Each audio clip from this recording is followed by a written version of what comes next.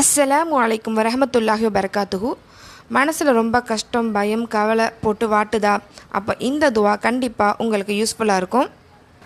அது மட்டும் இல்லாமல் இந்த துவா ஓதிக்கிட்டே இருக்கும்போதே மன அமைதி அல்லாஹ் தருவான். இதை உங்களால் நல்லா உணர முடியும்.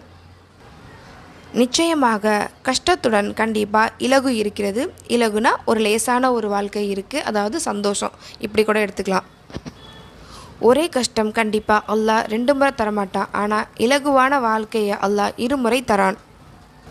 ஒரு முஃமினுக்கு ஏற்படும் கவலை, துக்கம், கவலை, கண்ணீர், சோம்பல், நோய், மனவேதனை, சொல்லப்போனால் ஒரு முள் குத்துனா கூட அதன் மூலம் அந்த முஃமினுடைய பாவத்தை அல்லாஹ் மன்னிக்கிறான். ஆதாரம் நூல் புகாரி மற்றும் முஸ்லிம். வணக்கத்தின் மூளையே துஆதான்.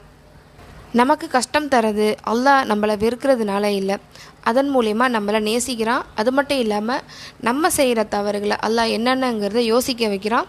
மேலும் இந்த தவறின் பக்கம் போகமாட்டேன் அப்படின்னு சொல்லி அல்லாஹ்கிட்ட நம்ம தௌபா செஞ்சு நம்மளை அல்லாஹோட பக்கம் இழுக்கிறதுக்கு நமக்கு இந்த சோதனைகள், மனிதர்கள் மூலம் நமக்கு கஷ்டங்கள் தான் ஏற்படும். ஆனால் அல்லாஹ்வை நம்பினா மட்டும்தான் நமக்கு சந்தோஷமே கிடைக்கும். அதே சமயம் அல்லாஹ்வின் நினைவால் தான் நம்ம இதயங்கள் அமைதியடைகின்றன. எல்லாருக்கும் எல்லாம் வல்ல இறைவன் சக்கினா என்னும் மன அமைதியை தருவானாக. இப்போ துஆவை பார்க்கலாம். அல்லாஹ்வின் தூதர் ஸல்லல்லாஹு அலைஹி வஸல்லம் அவர்கள் கற்றுத்தந்த இந்த ஒரு வரி துஆதான். அல்லாஹும்ம இன்னி அஊது பிக்க மினல் ஹம்மி வல் ஹசன். இதன் பொருள், இறைவா, கவலையில் இருந்தும் துக்கத்தில் இருந்தும் உன்னிடம் நான் பாதுகாப்பு தேடுகிறேன். ஆதாரம் நூல் புகாரி 6363.